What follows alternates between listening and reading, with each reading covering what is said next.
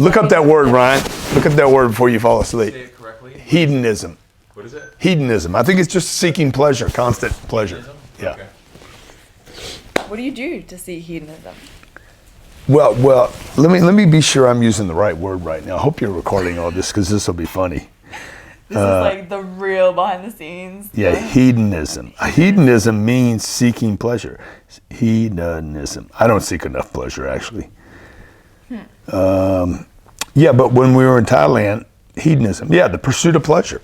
Sensual self-indulgence. That was your 5-hour massage. That was a 5-hour massage. No, I did 2 hours, and then I went back and said, I want another 2 hours. Amazing. Well, you work bloody hard, so Yeah. you need it. Okay, Yeah. so hello and welcome to today's episode of Impact School. I am joined with Mr. Grant Cardone himself.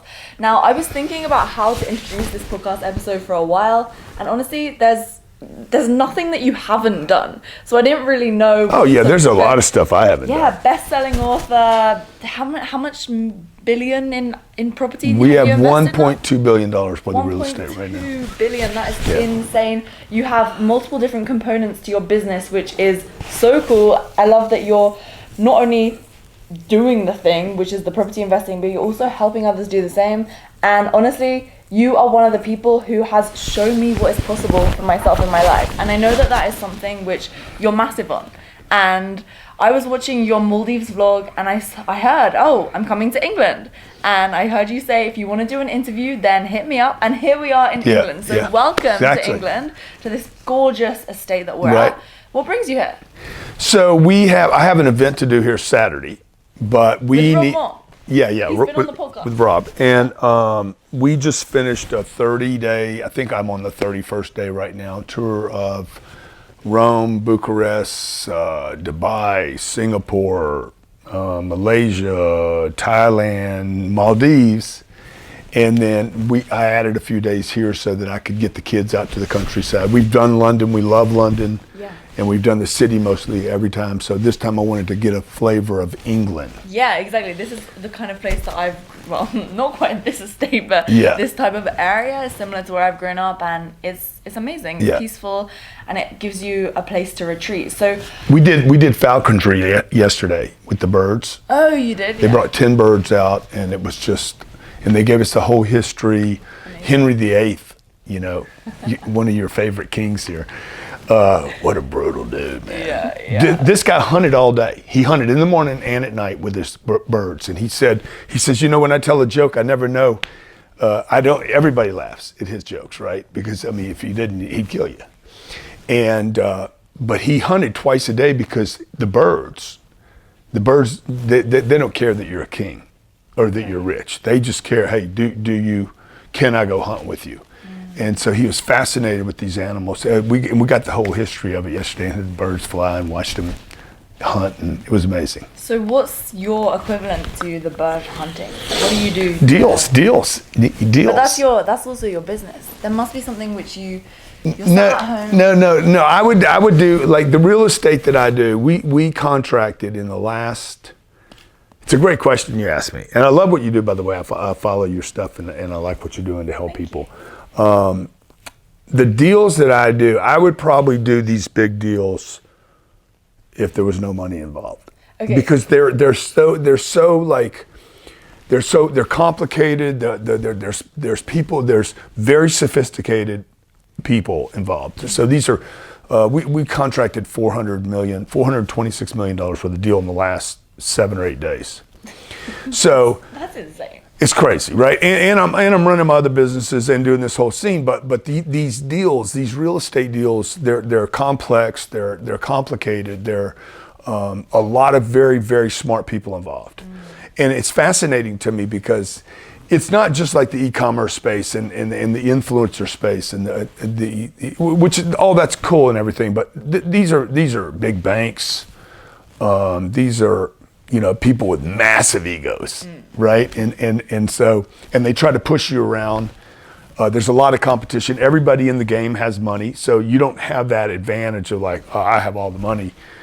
The guy next to you, he's got more money than me in the deal. And so I have to figure out how to maneuver with very, very intelligent sophisticated negotiator. So it's very fascinating for me. Okay, so if you were to pick all your personal brand stuff that you're doing, you know, social media and everything, or the deals, you'd pick the deals.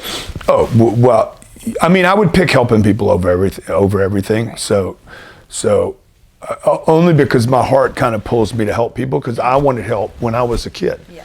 And I didn't have anybody to help me, and it was frustrating. And I have this personal promise that I made years ago that if I ever made it, I would stay revealed, and I would help people. I would show them what I'm doing. So, and that thing pulls at me. It probably costs me, you know, a lot of time and energy but it pulls me. It's kind of like a mission. Steve Harvey told me once, he's like, you know, Steve Harvey, he's got this beautiful saying about his career is what pays his bills, but his mission is what pays his heart, or something like that. He says it much better than I do. I love that. That's amazing. Okay, so I want to talk about that kind of in a second. Now, just for anyone who's watching, listening to this right now, who doesn't really know what you mean when you say deals, would you just be able to just briefly go into that? Because there's people who are new. Yeah, so these are, I've always loved real estate. I've loved looking at it, shopping at my dad. You know, I remember my dad at 8 years old on the weekend, on Sunday, he was a stockbroker, but on Sundays we would drive around the town and look at real estate. I was 8 years old. And now I look back and say, he was a stockbroker. Why wasn't he studying stocks on Sunday? You know, because I think that there's a fascination with something real. This family that owned this castle, they've owned it for 1,400 years. Oh, yeah, it's in the family. They collect rent from miles and miles away from the houses, and they have for 1,400 years. I mean, it's how you create wealth, right? So they have 5,000 acres here. I don't know if this place makes any money now. It doesn't, you know, I can't imagine what. It's impressive. Yeah, it's very impressive. The Queen Elizabeth came here, brought 400 people here. We have all this history lessons now. And she's like, feed us all, and almost bankrupt the place. But the story is that I think her dad had given them the place anyway. So they're like, yeah, feed us. So, you know, the value of real estate is it's something real. People can live there. They can live off the land. And so the deals that I'm doing are massive, big, $80 million, $140 million real estate parcels with not homes like you have here, but what we call apartments, not even what you call apartments. Flats. They're flats, but you can't own them, okay? So we own the whole lot. You own the lease? We own everything. We own the land, we own the property, and then you come there and you're like, I just want to pay monthly to live on the property, and then you'll sign a 10 or 14 month lease to use that. And then if we take care of you, maybe you renew it and sign up for another 14 months, or maybe you leave. But it's a wave in America where young people don't want to own a home the way your parents did. Because of people like you? They want mobility. Yeah. They want mobility, and they want choices. Like, you know, when you pulled up here, were you impressed? Oh, absolutely. Okay, so if I told you that I was renting this place, and it's not mine, I'm just using it for a week, does that somehow diminish my status with you? No, of course not. But if you talk to your parents, the parents, and in England, even more so than America, owning a house is a status. It is, absolutely. And it's interesting because my dad he owns his own estate agency, and he has had like a couple since he was in his 20s. And I'm at a stage now where I want to get into property investing and everything. And he's like, just buy your house first. Buy your house. And I'm like, no. Because I've listened to what you're saying, what Rob's saying. All of the people who are actually at the top of the game when it comes to real estate. Now, don't get me wrong. I'm by no means saying that my dad hasn't done well for himself. He absolutely has. Yeah. In case he hears this, Dad. Yeah. No, he will, because I've actually introduced. He comes in my videos and he's hilarious on video and stuff. He's consumed your content and he thinks you're brilliant. And yeah, I mean, it is definitely an old-fashioned mindset, and I think that's a big thing, especially the UK mindset versus the US mindset. I feel like American people are willing to invest in themselves, invest in their business, take risks, take massive action, whereas the UK is so far behind. I don't know what you think. I don't know that you're so far behind. I think that the class thing here is, you know, class is accepted here, and in America it's there's an illusion in America. There's a little bit of a trick, I think, on both people. And we were in Thailand, and they're tricked there too. They're like, I can't leave here. They have almost zero unemployment in Thailand, and even if you're unemployed, you just go to the ocean and you fish and you catch your food and you can eat. So you don't really have to work, right? You just feed your family. So, but they get paid like $2 an hour there. So it's all kind of relevant, right? In America, people are stuck there because they're like, I have 2 cars, my kids are getting a good school, I own a home. It's just another form of trickery. Here in London, particularly right now with the Brexit thing going on and everything, you guys have so many excuses built in for people to be like, oh, I can't do it right now because of Brexit. I need to wait until that happens. Or I can't own a home now because they're too expensive. And then back to what your dad, that was just the vehicle. The only vehicle for your dad back then was, I'm going to buy a house. I'm going to pay it off over the next 30 years. And then one day we have something when I'm too old to enjoy anything. I had a guy here yesterday. He's got a $5 million pound house paid for. And he's like, Grant, what should I do? I said, dude, you that's dead money. You should not have money dead like that. It's not paying you. All your investments should pay you. Until you're so rich, you're like, okay, I have an investment now that doesn't pay me. It doesn't matter. But where we're at right now in the food chain, we should, and Americans are waking up to this right now. Money needs to make money, and because it doesn't make it at the bank, and your dad's money's not making money anymore. And even some businesses, like I'll pour more money into real estate this year than I will my own business, my primary businesses that have put me in a position to buy the real estate. So like we spent $10 million on that event you went to last year. We made probably 50% on our money, maybe 60% on our money, which is a massive return, right? But I would rather have a 6 or 8 or 10% return in a real estate deal that I own for 30 years than have a 60% return in 1 year, and I have to do it again. With this real estate, when we buy this stuff, we're getting 6 and 8% every year, and then 3 and 4 times our money when we go to sell it. So it's a way to create massive wealth, and it's a fun game. Yeah, exactly. I love that you say that it's a fun game, because honestly, that's kind of how I see everything I do. I've said this to people before and they haven't really understood it, but I feel like it's a game. Yeah, everything. It's like a little jigsaw puzzle. Yeah, totally. It's always trying to get to the next level. That's I saw your whiteboard thing. So why couldn't you figure that out? I became attached to an idea inside my business. Because I started out in the fitness industry. I know you were saying that you've been training, going to the gym, making gains. Yeah. And so I have a lot of people who are watching this right now, who are listening, who are in the fitness space. And so I knew that if I could serve them to the best degree possible, I should be helping them build an online fitness coaching business, because that's what I did.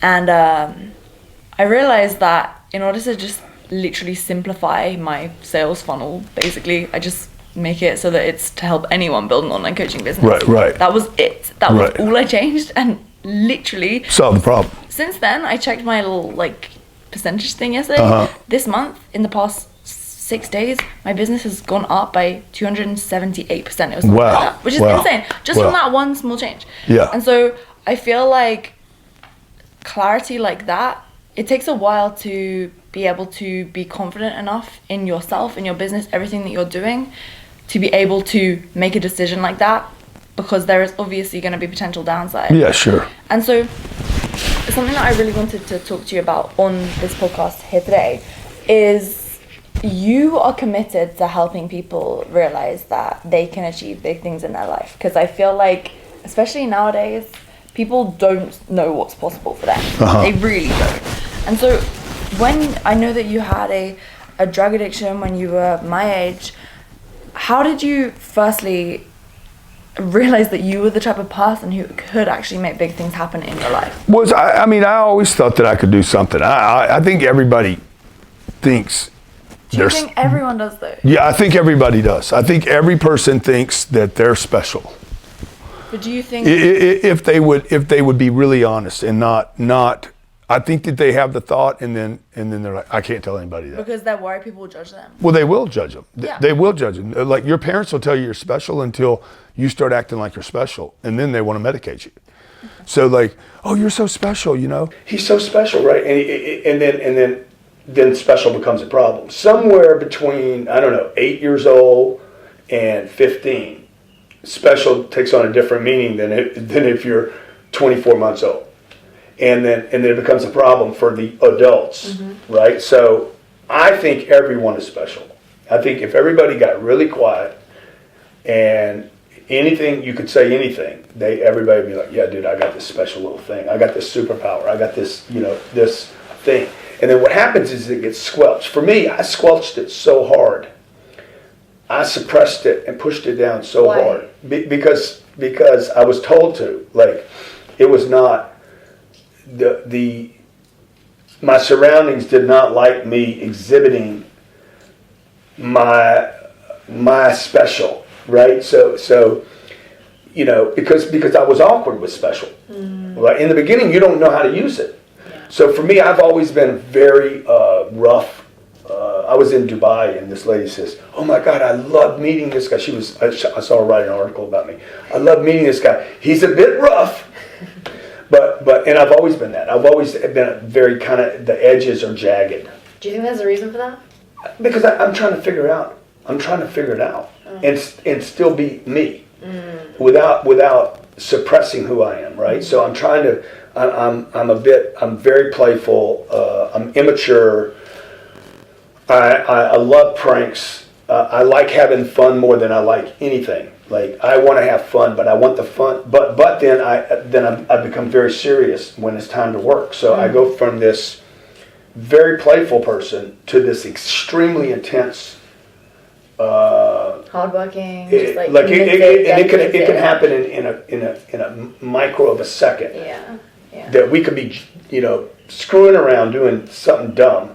To okay, now we're in a deal, and the phone's on, and I'm in the deal now. Do you think that adaptability has helped you get to where you are? Yeah, I think it's helped me and hurt me though, because it's very confusing for people, even people very close to me. I get it. Yeah. So I remember, it reminds me of a time when Elena and I, my wife, she bought something. I forget what it was. I said, "How much was that?" And she's like, "I don't know." I said, "Find out how much it was. You got to know what things cost," because that bothered me. Like I don't know. And then she told me, I'm like, "Elena, that was ridiculous. We didn't need it. It's I could have got a better deal, blah, blah, blah." And it was no money. I don't know. It was $500 or something. Literally 3 minutes later, I was negotiating a deal and bought it for $62 million or something ridiculous. So I went from being micromanaging, probably incorrectly, over $500 to spending $60 million. And it was confusing for her. It's confusing for the people around you. When you're making decisions like on your whiteboard saying, "You know what, I'm going to throw away my main business and I'm going to go for this other business." It scares people when you start changing. I also think that you are obviously an entrepreneur at heart, and so for you doing something like that, it's a risk. It's like it's your mindset. It's how you work. It's how you. Yeah, but you don't know what I'm feeling while I'm doing it either. Right? Yeah, Nobody knows. Nobody knows how I'm feeling. Like they're like, "Oh, dude, it's so easy for you." Nobody knows what I'm going through. So right? What are you going through? I'm going probably through the same things you are. Right? I'm like, am I right? Oh man, I hope this is right. I hope I did the right thing. I hope I'm not getting ahead of myself. I hope I'm not getting over my skis here. I hope I didn't pay too much. When we did the growth conference and we had committed to 35,000 people for 365 days, I worried that nobody was going to show up. Even after I had evidence that we sold 35,000 seats. Like, I had the evidence in my hand. I saw the money go into the bank. I looked at it like every day for 300 days and said, "Hey, are we sure we bought these tickets?" "Grant, we've audited every seat purchase." Thursday night, the night of the event, the night before the event, I was still worried that Friday morning nobody was going to show up. So I go through the same. If other people are experiencing that, then I'm going through the same stuff everybody else is experiencing. Absolutely. No, I think that people see people on social media, no matter how successful they are, they see others on social media and they just think that for some reason, because they put themselves out there, they don't feel Yeah. They literally don't feel. So how do you actually help people realize that because what your message really is helping people realize what's possible for them right now. That's how, when I think about your content, that's what I see you doing. Obviously, you've helped me massively when it comes to sales. So has Jared, and I went on his wife's podcast a couple of weeks ago, which was awesome. Yeah. That he's great and at educating and everything. But I really would love to know why do you think people are able to listen to you and your story and feel like they can do it too?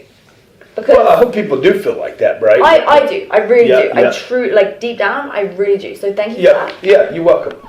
But a lot of people, they see people on social media and they just think they're so robust. That's why they're so nasty. Well, yeah, it's so robust. Basically they think that you're like hardcore, you can't be teared down, that you don't have feelings. Yeah, well, I do have feelings, but I just a little tidbit. I disregard my feelings. Like my feelings, feelings are overrated in our society. Like, you literally sound like me. They're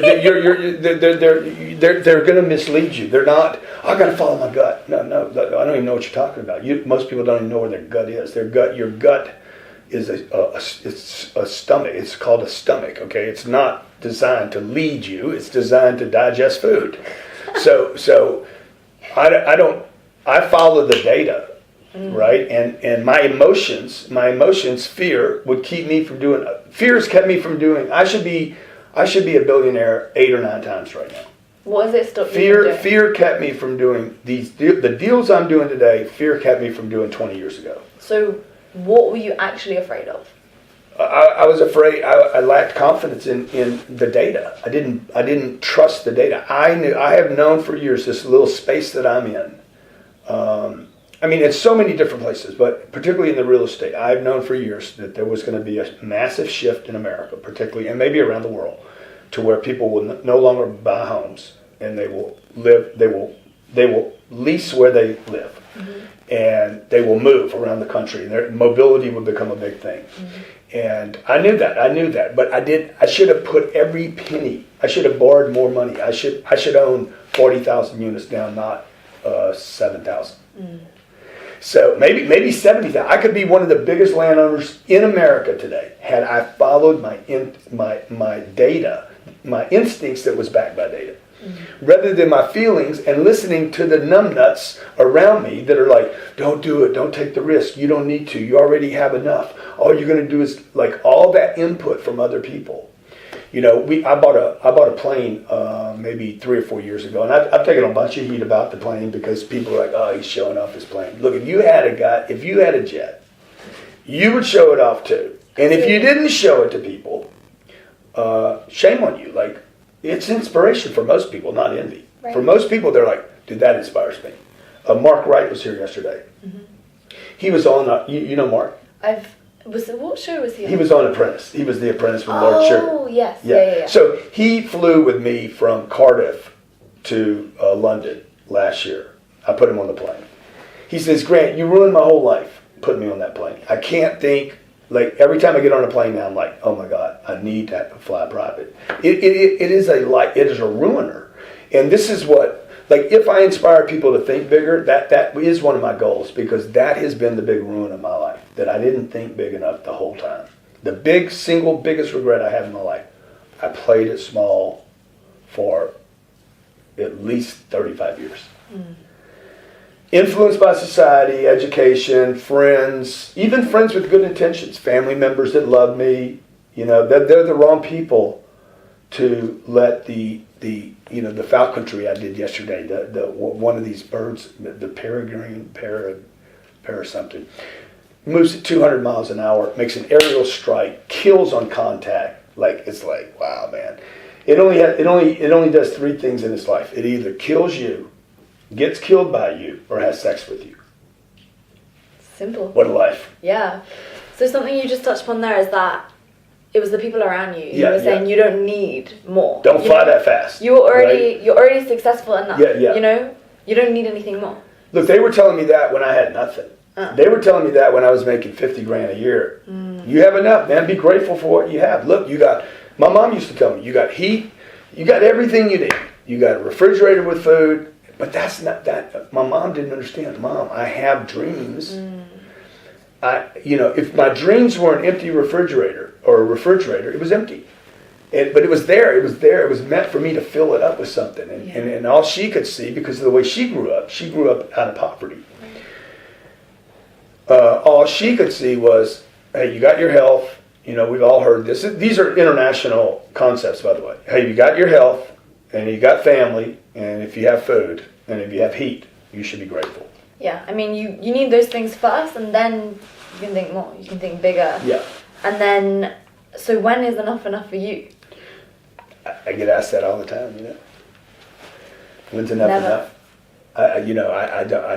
I think the reason people ask that question is they don't understand that the potentiality of the individual. It stretches. Yeah, exactly. It's like stretches. a game, like what we were just saying. Yeah, totally. I don't know if we were filming when we said that, but I honestly believe that it's like literally when you're playing FIFA or whatever they play, you get to that's probably the worst example. Like you're playing Call of Duty. Yeah. And you complete the level, so like it's move on to the next one. You want the next challenge. You get a taste of what's possible. Yeah. And you can see that. So I feel like what people need, if right now they're feeling lost, they're feeling hopeless, they feel like how you felt when you were 25, when you had a drug addiction, they just need to get a bit of momentum. Yeah. To actually push them forward. So how can people actually get that momentum to actually start moving towards something? I would suggest that people not try to go do this on their own, like so many people are suggesting. Like, the popular thing is, be an entrepreneur and do it on your own and be a solopreneur. And I fell victim to that for a long time, by the way. And then when I started bringing on a team and actually like investing into my business, that's when everything exploded. Yeah. Just like that. Yeah. Literally overnight. I would just tell people that like find someone that is already moving down the road. It's called drafting in motorsports. So I can be in second place and actually expend less energy and go just as fast. Yeah. And then have like Ron Secco, the guy you met today. He works with me. He quit a job as a pilot to come work for me. He went from making $125,000 a year, had his little pilot wings. People, yes sir, captain. He's the youngest captain in the United States to fly a plane. Quit that job, had health care. He didn't go work for himself. He came to work for another guy. He took a pay cut. Did not know what it would be. He got with me because he's like, this guy's going places. This guy's taking risks. He's got the money. He's got the resources. He's got momentum. I'm going to get on the bus, the coattails, and I'm going to go for a ride. And so that's what I would tell people, man. Find somebody, not a company. Find a person that has energy, resources, courage, that is on the move.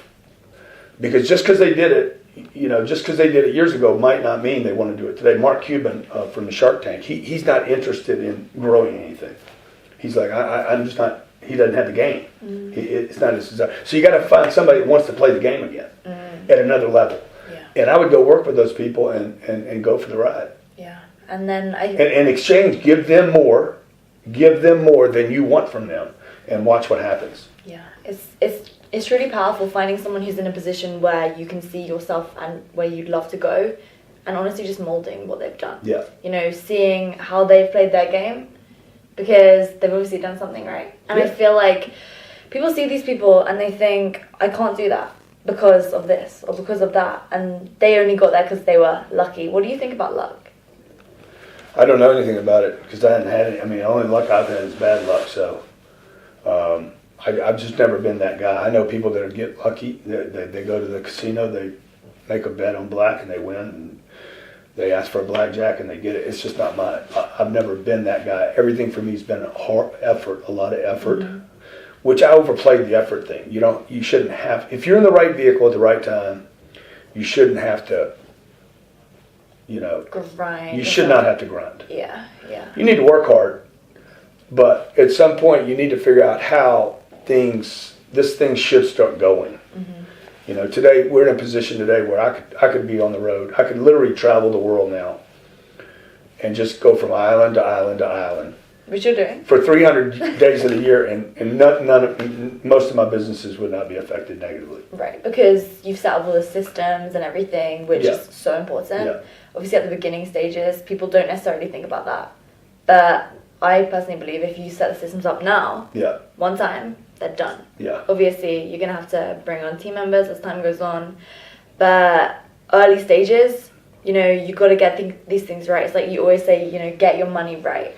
yeah. When you yeah. say this... Money is a system, you know. Right, yeah, it absolutely is. And one thing which you said, which I love, is that money has no value until you use it. Because I actually want to ask you about your money mindset in a bit, because I heard you just say where Elena bought something for $500 and then you were doing like a $62 million deal or something. So do you think you've always been someone who's been like pretty frugal when it comes to money, and you feel like you... Because I'll explain why I'm asking this. I find it very hard to spend money, you know, and I feel like this is a very British thing.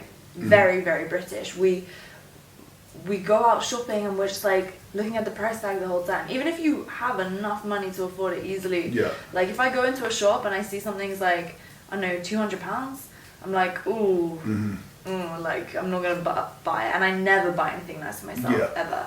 Like my clothes, like I'm in a fortunate position where I have brands sending me stuff. And so for me, for I need some stuff, guys. It's pretty cool. Send me something. I'm sure they will, like, but it's just kind of, it's an interesting one for me. So what is your So thoughts on that? this is what I discovered. I thought I had been called frugal, extremely conservative around money. So don't look at the jet and the trips and all that stuff that you see today, because what nobody sees is they don't see the 35 years.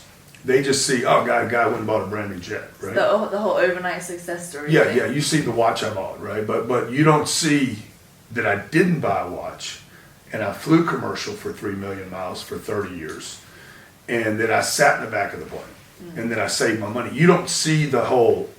Nobody sees that, right? They should ask that question about the money. Nobody in these interviews, almost nobody asks about money ever. Like the money I love thing. talking about money. The money, yeah. The money thing almost never gets hit. You know, so the frugal. I thought I was frugal. I thought I was a mooch. I thought I was cheap. I was told all these things because, Tight. in reality, Yeah. tight. You know, I could squeeze an eagle off the quarter. People. I'd go look at a $200. I still look at the prices of stuff. I think it's important to know what the price of something is. I would look at the price of something, and I was not cheap. I was misidentifying what the problem was. The problem for you, when you look at it, what you're hitting is, can I reproduce that 200 pounds? Right. And you're not sure yet. So you're not sure. When you get sure, you'll be like, yeah, I'll take that. I'll take 5 of them. And that is the key. The key is to get so confident in your ability to reproduce money. Now, this complicates the issue because if you're in the e-commerce space, you're in a space that literally was just created overnight. Like it didn't even exist, 10 years ago, and got hot here only in the last probably 28 months or so. So you have the data. You have data that says, wait a minute, this space didn't exist, which only means it might not exist in the future, right? It could go away as fast as it came. So you have it on guard. Those birds I was with yesterday, they think everybody wants to eat them. Like they don't trust anybody. They don't trust their owner. They trust no one. And that's a good thing to have. So that when you look at it, you're like, hey, is this business going to be here? Is this business going to work? Is new money going to come in? Do I have the systems in place? Do I trust my people? Do I trust myself? This all changed for me with this real estate stuff. So I have 13 little businesses and then the real estate. The real estate is the one that can't be stopped. There's nothing on planet Earth, short of North Korea going nuclear, nothing will stop the income that's produced by that. When you have that coming in, and I'm willing to work hard every day like you are, but I have this machine going over here, 6,000 apartments, 7,000 apartments, 8,000, 10,000, paying me every month, a couple $100. Then I'm like, ooh, let's go on the trip. Yeah. Okay, who cares what jet fuel costs? Because I got a machine going over here. And that should be the game for everybody. Do great at this, the earned income. that the queen taxes so heavily. And then go over there and find this passive income that will pay you regardless of how talented you are, how smart you are, how well the video does, or how well the pop product release does. Get that passive income to be more than the earned income. That's amazing. So you keep them separate? Oh, they're definitely separate. And then, all of them are separate. And then so all the money you actually spend, like... My money and my wife's money is separate. Okay, interesting. Yeah. Why? Because it should be separate. Yeah, I mean, I can say I agree. So Yeah. I mean, because if it's not separate, then everybody gets confused about who's doing what with money. Right. I Yeah. get it. It makes sense. And so then the money which you earn from your passive income, your properties, that's what then you use to spend on things like this. This is what pays for the dumb stuff. Get it. It makes perfect sense. Amazing. Yeah. Like, but still today, I don't have an Hermes belt. I have a nice watch. I love my watches, but you know, the money thing is so important because without it, you're not going to have true freedom. You can't do what you want if you don't have money. Right. And surpluses of it. Yeah, no, I couldn't agree more. That's why I love to speak about it, because this podcast is honestly all about giving people the tools, the resources, the strategies that they need in order to create freedom and fulfillment in their lives. Because I think right now I have a very similar belief to you. I feel like people are honestly getting brainwashed into without a doubt. going to school, going to university. I dropped out of supposedly the UK's #1 business degree, Yeah, good for where you. they were teaching me nothing Right. about how to run my own business. Right. And so I realized that what I was doing on the side as my side hustle Yeah. was giving me so much more than what I was supposed to be learning because of society's depiction of that. And so, yeah, I mean, I was very fortunate enough to realize it so young. When I was 19, I also was working at an asset management firm.